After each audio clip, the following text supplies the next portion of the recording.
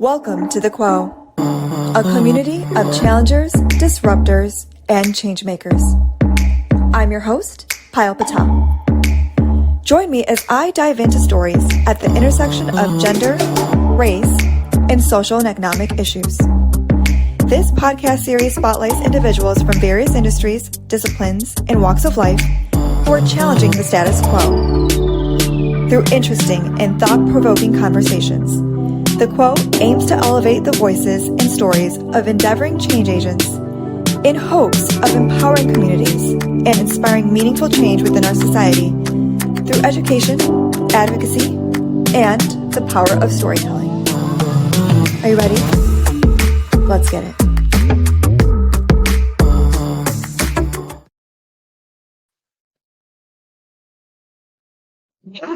Welcome to episode 9 of The Quo. I'm so excited to chat with my guest this week. It's someone that I've had the pleasure of knowing for 5 years now. And this past week, she and our team at Room to Read did something incredible, and we can't wait to share that with you. So today's guest is my friend, Kay Nixon. A little bit of background on her. She began working for International Development Organization in Egypt and India, which I actually just found out minutes ago when I asked her for a little bit of bio. So that's kind of incredible. She's been a middle school teacher for 20 years. Now retired, currently serves as the co-chapter leader of Room to Read Chicago, which is how I know her. So I'm a chapter member, and she has been serving in the capacity of a chapter leader since 2017, rallied a whole bunch of people here in Chicago and got them together behind this cause that we're going to talk about today. And she's going to share her some tips and insights on fundraising too, which I'm excited to chat with her about. She enjoys reading, traveling, spending time with her grandchildren, and she's also learning Spanish. So she's up to a lot, and I'm so excited to bring on my friend Kay. Hi. Hi, Pael. Welcome to the Quo. Thank you so much for being here. Thank you for having me. Thanks. Well, so we have so much to chat about, and I want to first begin with the work that we've been doing with Room to Read, but we're coming off of an exciting week on Giving Tuesday, Room to Read, which, by the way, I guess I should share what Room to Read is. It's an organization that works on youth literacy programs and girls' education programs around the globe. Highly encourage everyone to check it out. But that's the cause that I had, been pushing out for Giving Tuesday, and then we had a fundraiser.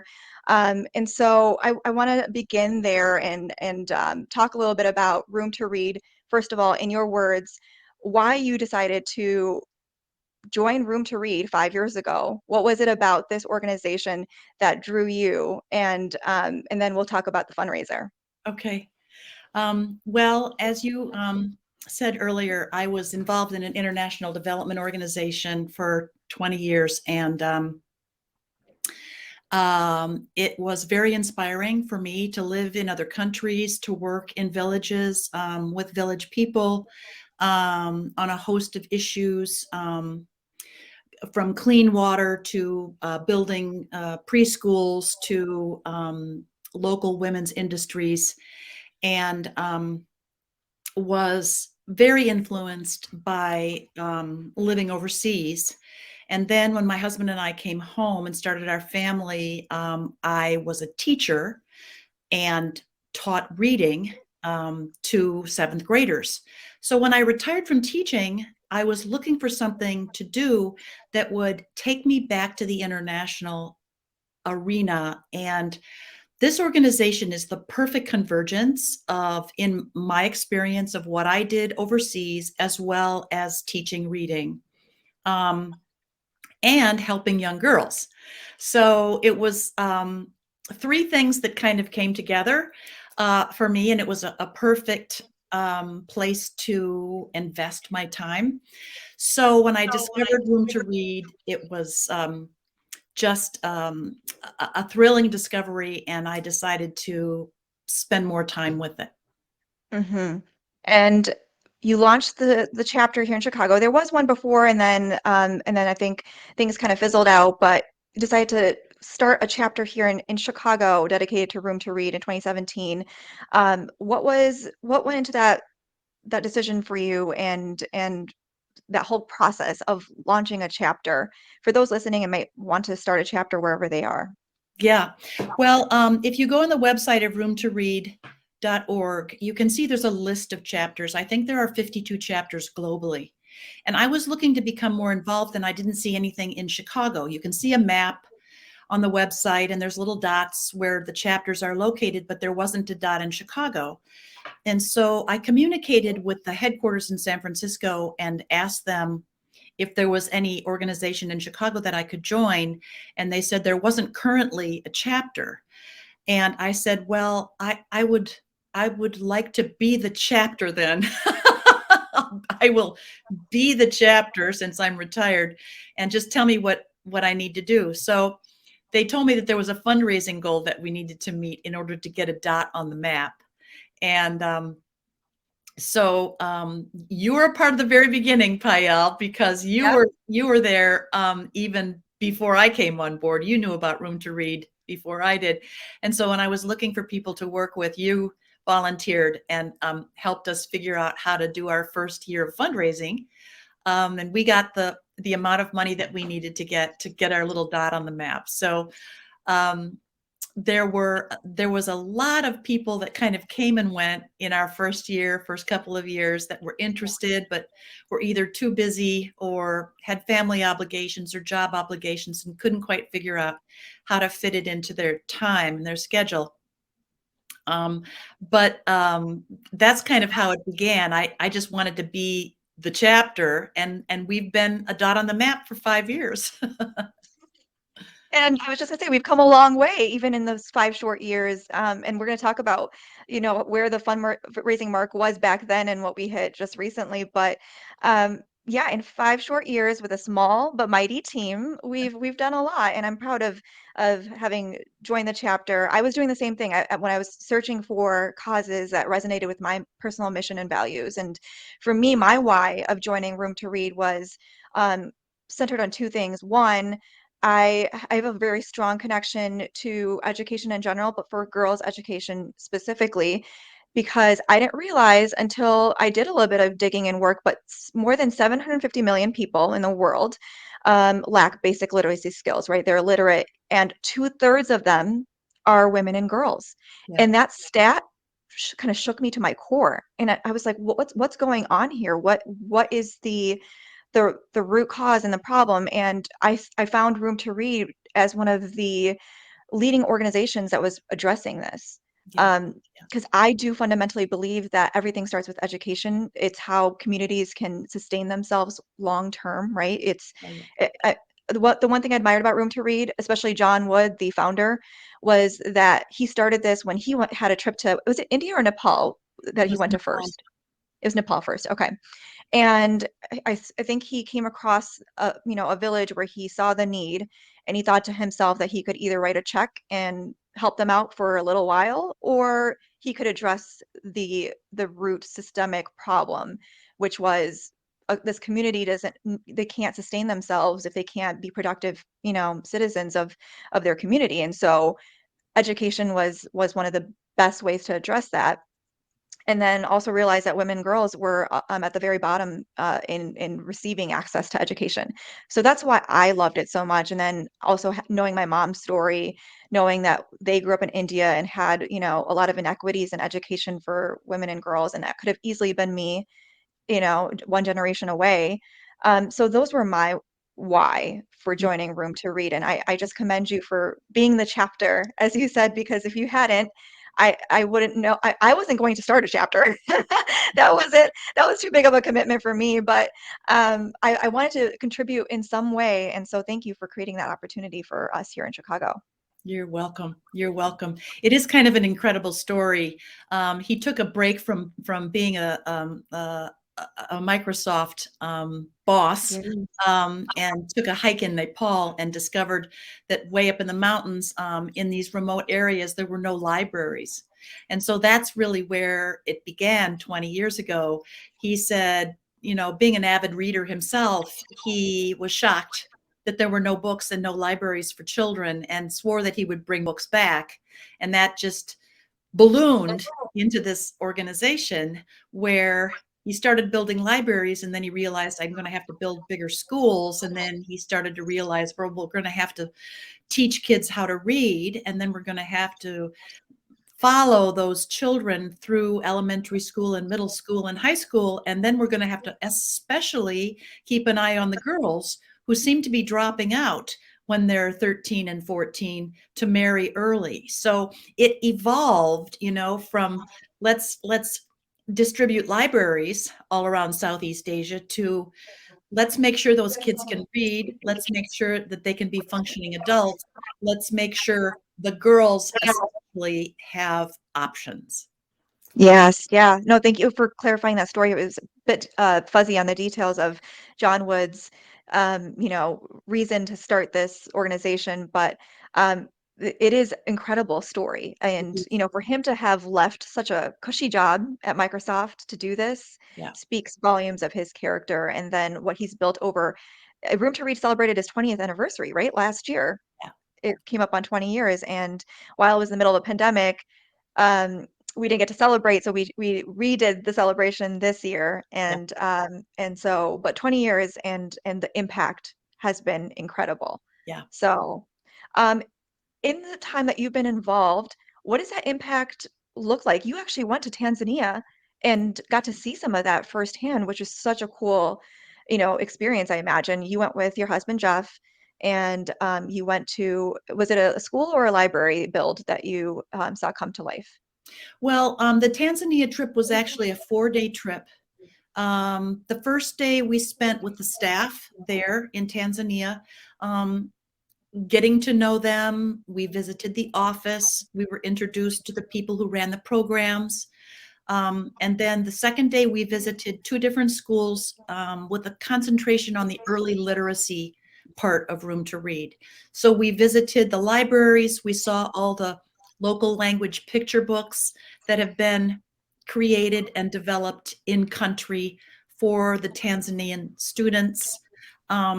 The third day, we visited a couple of different schools that had the girls' education program, and we got to chat with the girls. We got to see them put on a skit. We got to meet with their mentors and really dig deep into what that program does for girls. And then on the last day, we visited with government officials, the government officials that invited Room to Read to come. And that's one of the things that makes Room to Read so unique and effective, is that the governments in these countries invite them to come in and then put up a third to a half of the funding for the programs. So they're very invested financially. And then they work with Room to Read on the ground to determine what villages are going to get these services. So the high government officials and the lower local government officials are all very, very involved and invested in making this program work. And then they kind of customize it according to what the village needs. Do they need a library? Or do they need a bigger school? Or do they need an improved school facility? Do the girls need help with transportation to get them to school, with uniforms, with books? So it's a very customized approach. But that's one of the things that makes Room to Read so successful, is that they work very closely with the government. And I'm going to just add one more thing here. The literacy program, the other thing that makes Room to Read so successful is that it's replicable. So the literacy program in a village is ongoing for 4 years with Room to Read staff there and Room to Read trained teachers. But after 4 years, those teachers know what they're doing. So Room to Read goes to a different village and starts again. They come back for, professional development and for quality, making sure that the quality of the education is the same, but they virtually left and the village takes over, which is what you want. Right. And with the girls' education program, it's a longer investment. It's 7 years, but they stay in that village with the girls, making sure that they graduate from high school. And then once that is accomplished there, then they do go to another village and start another 7-year process. But so what makes them so successful is that they can repeat this process over and over and over again and expand the influence of the programs. Yeah, I found that to be true, in just looking at their model. It just makes they've made it very easy to duplicate efforts and keep that sustainability going, across countries around the globe. So that's really wonderful to see. What have you realized is like the root issue of girls not getting access to education? What have you found through Room to Read is that fundamental problem? Well, it's just a fundamental cultural profile of girls.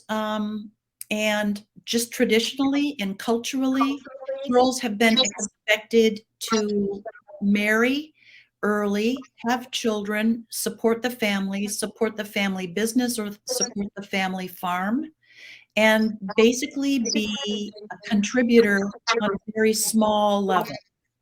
And what Room to Read tries to communicate and convey to the villagers, and especially the fathers and the older brothers, is that if your daughter is educated, she will be a healthier, more productive member of your family and your village.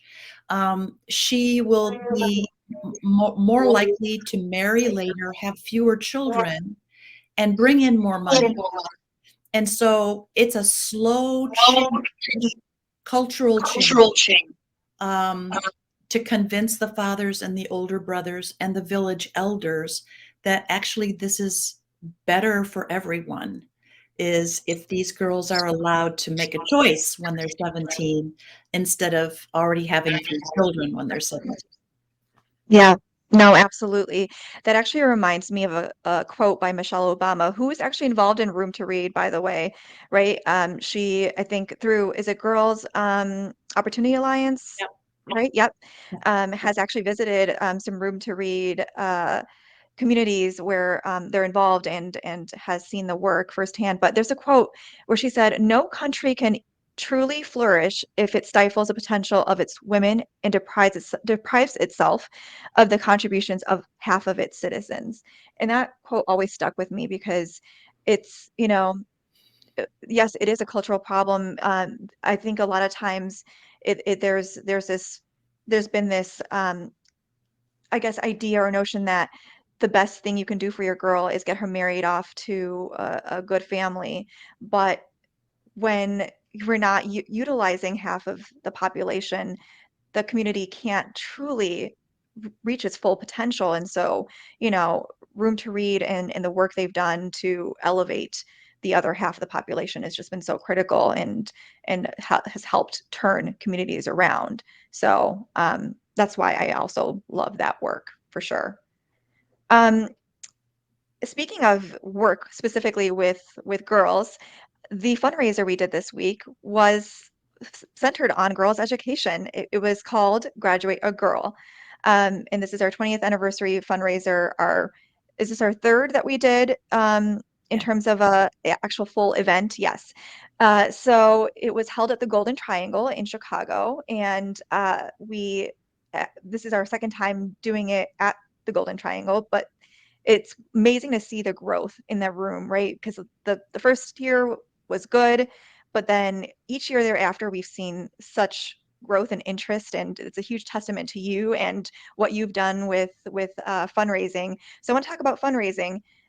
First, can you share what we made or what we raised in our first attempt at the fundraiser, and then the growth thereafter, and what we raised this year? Well, we had to raise $20,000 the first year we were a chapter in order to get our dot on the map. And so we asked people for funds. We did something called Beers for Books. I don't know if you remember that one, Payel. That was like our first one. The very first one at the Willow Room. Right. Yes. And we did a couple of other little small things, I think, that year, and got together, scraped together our 20 grand. And then I'm not sure if we really had a formal fundraiser. I think the first year we sort of scrambled, and I think maybe the second year we did the Beers for Books. And then the third year we had our first fundraiser at the Golden Triangle.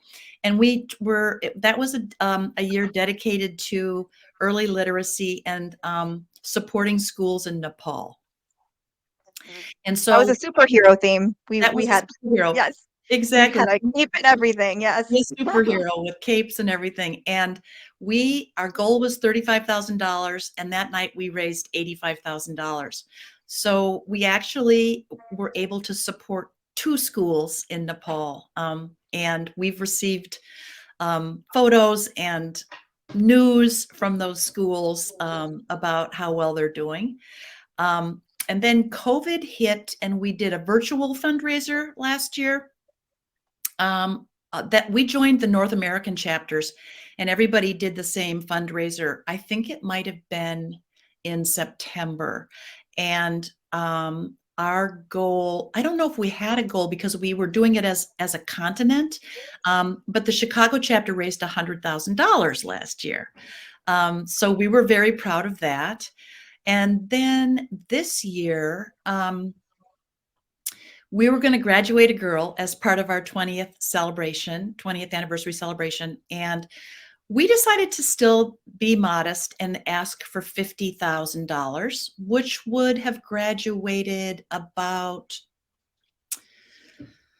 maybe a little under 3,000. Is that right? No, that's not right. I'll have to calculate that. I know that $300 supports one girl for a year. Okay. So whatever $50,000 is, I'll have to put that on Yeah. my calculator. But we honored 4 longtime donors: Caterpillar, the Hunter Family Foundation, IMC, and the Staines Family Foundation. And we successfully raised $120,000 on Tuesday night. And it didn't hurt that it was Giving Tuesday. Yes. Yes. And it didn't What hurt a that we had a 2-to-1 match from the MetLife Foundation. So, right. Yeah. It's like the stars completely aligned, yeah, right? right, For that fundraising opportunity. Yeah. right. But everyone was very, very generous. And so, I think with $120,000, I think it's 400 girls 400 girls. that we Yeah. were able to support. So we've gotten, knock on wood, every year we're a little bit more successful. And we want to stay humble, we want to stay modest, we don't want to ask people for too much money, but Right. there was so much warmth and so much generosity in that room on Tuesday night, and it was very rewarding. I agree. Does it then feel like a challenge with like every forthcoming year that you want to try to beat the previous goal? Like does that kind of like put you in a position where okay, I gotta set like I set the bar here and so now we gotta raise it now. Yeah, you know what? I think we can still inch up a little bit every year, but I think that we're going to get to know our market better and better the more we do this. And we're going to sort of, I feel like, arrive at a comfortable level that we know we can guarantee for Room to Read every year. So we'll have probably 75 to 100 people in the room, and we'll probably raise around $100 to $150,000, and I'll be happy if that's what we do. I don't have to have a 500, person sit down dinner. I don't know if we have the same kind of market. I know that there are other chapters, international chapters, that raise millions of dollars. Yeah. Singapore, Sydney, Tokyo, Hong Kong, London. I know that they all raise significant sums, and that's just a different demographic than we are. And so I'm happy being where we are. I'd love to be ambitious, um, Yeah. about it, but we'll just kind of have to see how it plays out. Yeah. Okay, so that's interesting. I never looked at it that way. Well, first of all, I don't claim to be a good fundraiser. I have a paralyzing fear of asking people for money. And I've always been this way. I my first job was actually a telemarketer and of all jobs, and it was because I hadn't gotten my work permit yet, and so I couldn't get jobs at the mall like all the other kids were getting. And so but this telemarketing company, they were like, "We'll take you." And so, I was excited to just earn my first paycheck. And I underestimated how I would feel getting on those phones and trying to ask for money and then being shot down and rejected. And then after that, I was like, I can't do anything in sales or fundraising. It's not for me. So now I get scared asking people for money. So one, my question is, how have you navigated fundraising and asking people for money? How do you make that a comfortable thing for yourself? And back to the market, it never dawned on me that you assess the market first before you determine what your fundraising goal might be. And so, can you walk through that process and how you determine what the right goal should be for you? Um, that's an interesting question. My husband and I both did fundraising when we were in this international development group. So we raised money for the villages in India there. And I learned a lot about fundraising. I don't have a formal background in fundraising, but I do have a little experience in it. Um, I know that you look at the individuals that are closest to you first, sort of the ones you know the best, and analyze what you think they would be able to give or what they would be willing to give. And just kind of paint a picture of who's at the $5,000 range, who's at the $10,000 range, who's at the $500 range.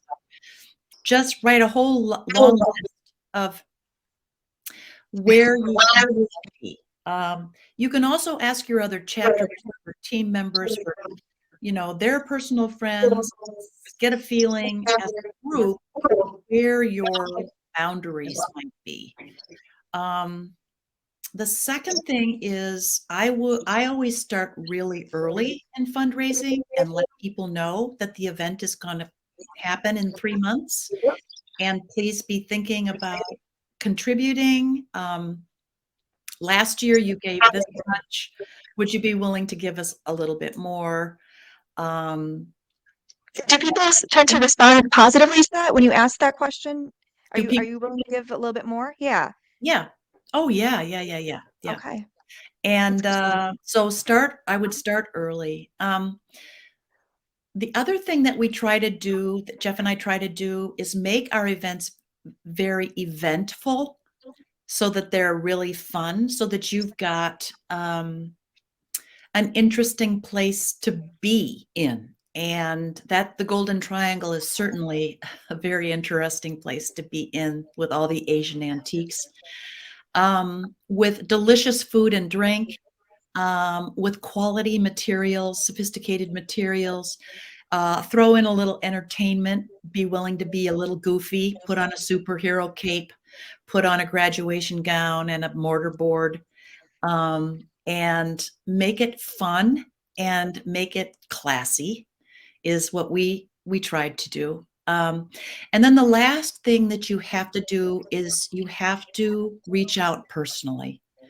So individual emails to your best friends, your colleagues, um, the people that you see a lot, your hairdresser, your nail technician, your massage therapist, your favorite restaurant.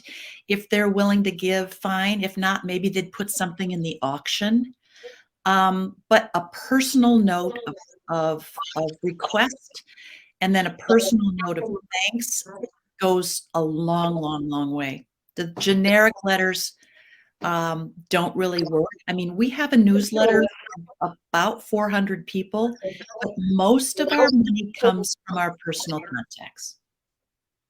Mm. It's like you said, the personalized touch, it goes a long way, Yeah. and really resonates with people.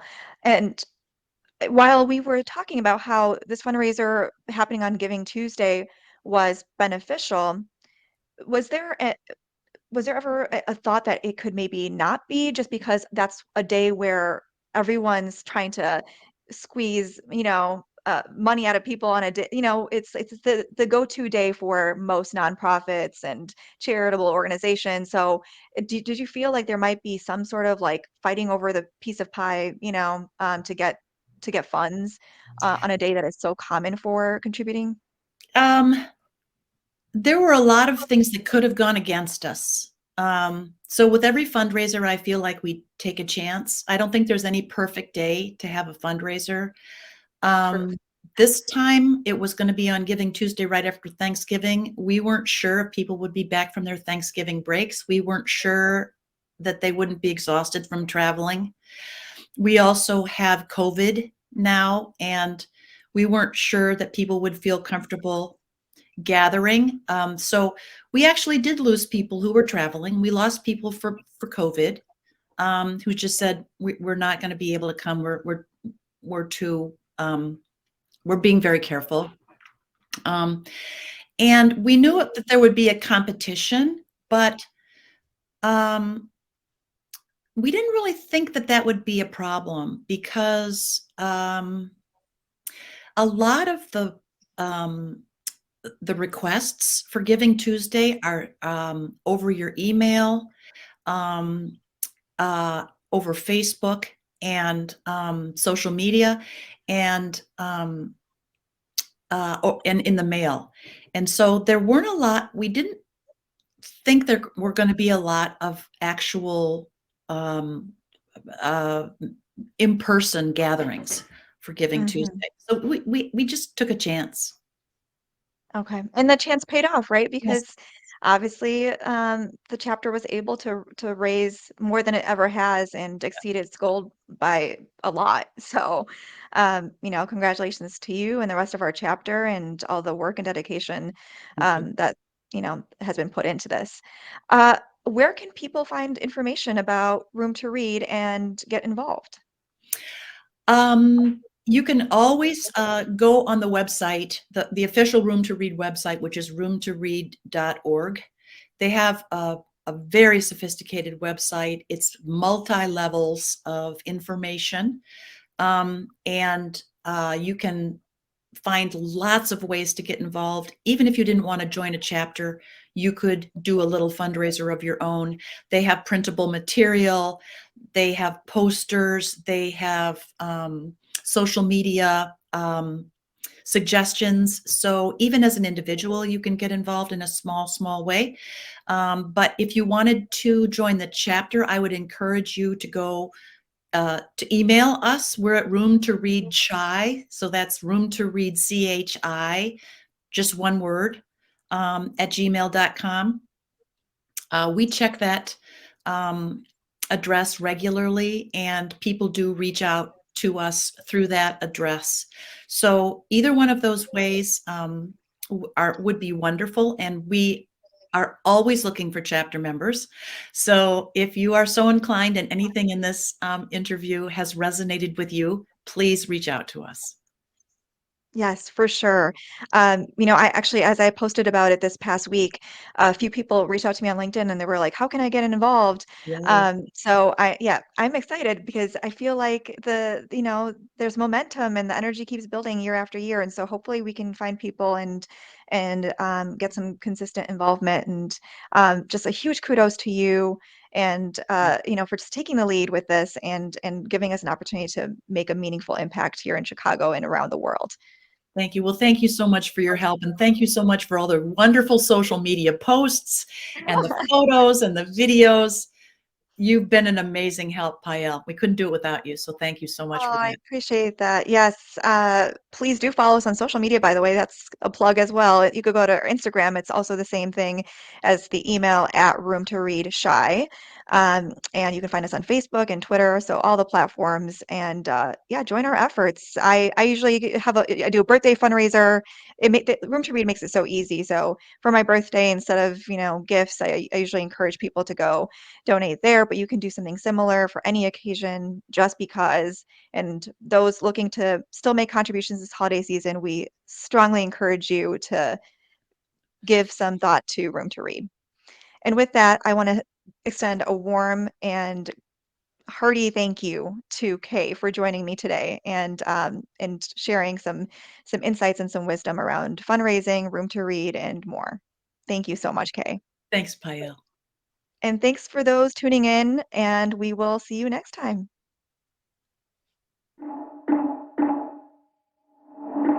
Hey, it's me again. Thank you so much for tuning in. If you enjoyed this episode, and I really hope you did, please subscribe to the show on your favorite streaming service so that you're notified when new episodes are posted. Also, be sure to follow The Quo on social media at The Quo Media across all platforms for the latest and greatest. Thanks again for joining, supporting, and uplifting the Quo community, or as I like to call it, our Quo Horde. Catch you next time.